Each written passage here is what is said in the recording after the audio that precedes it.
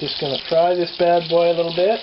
I got this one little piece that's about half fat and half meat, so actually that will render down a little bit more. I forgot to put that in when I was rendering. So there will be some fat rendered off of it. Let's see what else we got. I will get actually a fair bit of fat off of this side, so I'll cook it that side down first. Should get a fair bit. You can see on the back here I'll get some fat off of there. It's doing some nice sizzling. That's a good thing.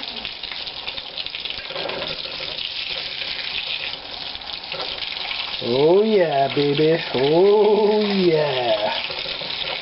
That is some good stuff. That smells so good. I wish there was like a video camera that knew how to capture smells, because my goodness, that smells good. And speaking of bacon, actually, I was looking at my smoker out there. It hasn't gotten much use this year. I got a lot of apple wood, and I've got a couple of big pieces of stuff in the freezer that I'd like to get out of the freezer, actually. So I'm thinking this weekend I may do some more smoking. I've got a nice piece of ham and a nice brisket of beef. I haven't smoked a beef brisket before, actually, so that could be interesting. Now this piece is technically probably done. I'm going to leave it in there a little bit more. Let it get nice and hot right through. This one, the little wee tiny one there, is rendering down as I expected it would. The fat is really coming right away from it. Actually, doing it this way, it seems kind of gross, but I think you probably end up with cuts of meat that have less fat in them, and then save the fat. I mean, everybody uses a bit of butter or margarine.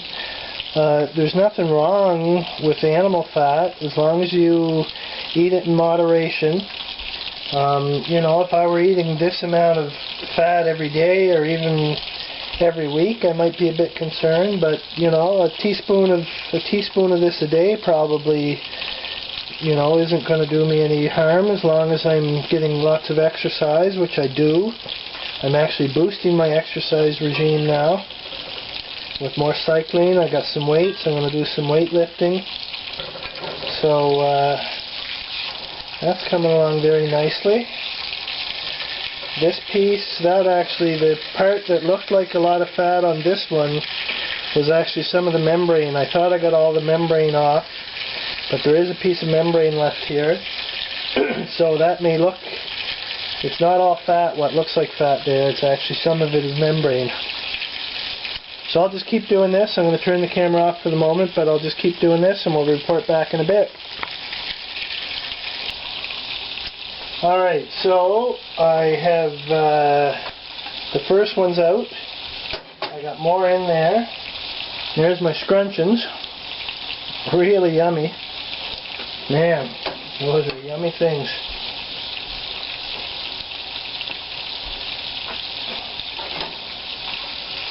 Just frying up a couple of more little pieces here. These were the uneven end pieces from the bacon that I made. You cut it all off as best you can into proper strips, into proper chunks, which you then cut up later into individual strips.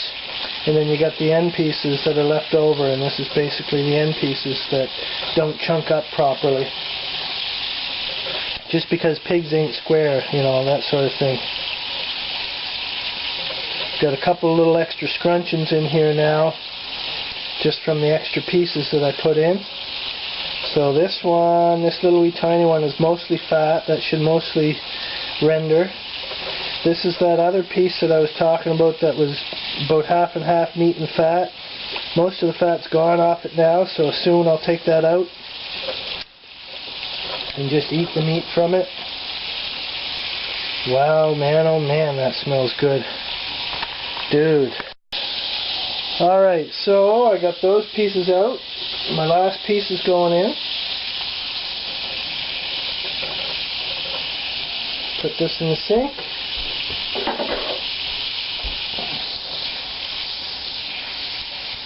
Now in the end, you notice how much fat I had in there the first time around. I'll have a little bit more in there now, but it still won't even won't even fill that jar, and that's only a 250 milliliter jar. So certainly it's not a lot of fat. Now what you can do, if you get your meat from a local farmer like I do, I usually ask him for soup bones first of all to make some nice broth with, and you can also ask for extra fat, and just take you'll get big chunks of fat. You can render it down, really easy to do. You can put it in your jars. You can can that up the same way you do soup or anything else. You can it up in a pressure canner. I usually can it in small jars like this, so you use it sparingly and you don't have a jar open so it won't go rancid. You have to keep it in the fridge after it's open, but it will keep, it'll easily keep for a month or two in the fridge once it's open. It's no big deal. I've got beef fat canned, I've got pork fat canned, I've got duck fat canned, although duck fat you don't have to render, same as most bird fat. Like chicken fat, I've got chicken fat, I got quite a few jars of that down there. You don't have to render it either because it sort of liquefies just at regular cooking temperatures. And you can have all this fat. It tastes really wonderful. The duck fat, of course, is a real delicacy. I use that sparingly. You can use it in making pie crust. This fat works really well in pie crust instead of your lard. Especially the smoky stuff, if you like to have maybe a smoky taste to your pie crust, or bacon flavored. I mean, it's an easy way to add a bacon flavor to everything. Everyone always jokes about bacon flavored this and bacon flavored that. Well, here's how you do it right there. You got all this bacon fat, all this homemade bacon fat.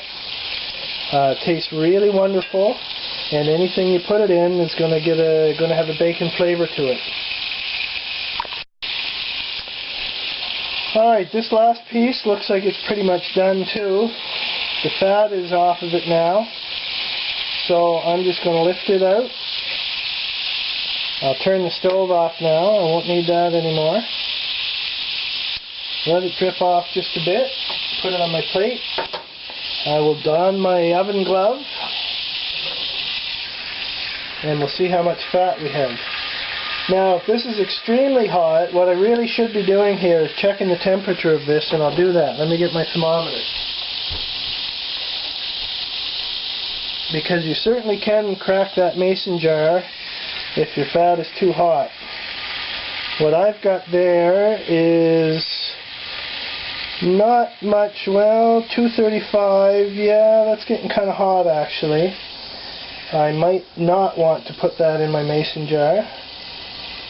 I might want to let that cool down a bit, although I had it in there once already and it seemed okay. Boy, it would be an awful shame to pour that in there and lose it all to a cracked jar. I wonder how, well, that's cooling down fairly quickly already. 235. Let's see what happens. Cross our fingers.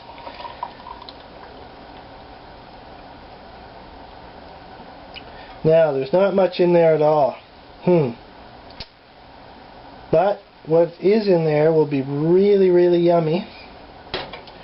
And I have this smoky bacon now. It's all cooked up. Smoked ham, it's bacon essentially. I brined it first. It was brined and then smoked and now cooked. I've got the scrunchions. These are crispy as anything. Don't know if you can hear that crispiness. Yummy as all get out. Probably not very good for you, but it's not like I'm eating them every day. And we're done. If I had more fat, I'd can it up. I'll just put a lid on that once it cools down, or I'll put a lid on it now, let it cool down. Don't put it in the fridge until it's cooled, otherwise you will crack the jar going from the very hot that's in there to the cold in the fridge. So there's how much I got. You can see all of the gunk settles to the bottom. You probably don't want to eat that part. So it's not as dark of a color as it looked last night because all of that settled out. It is still a bit darker because of the smoke content, but it'll be really good.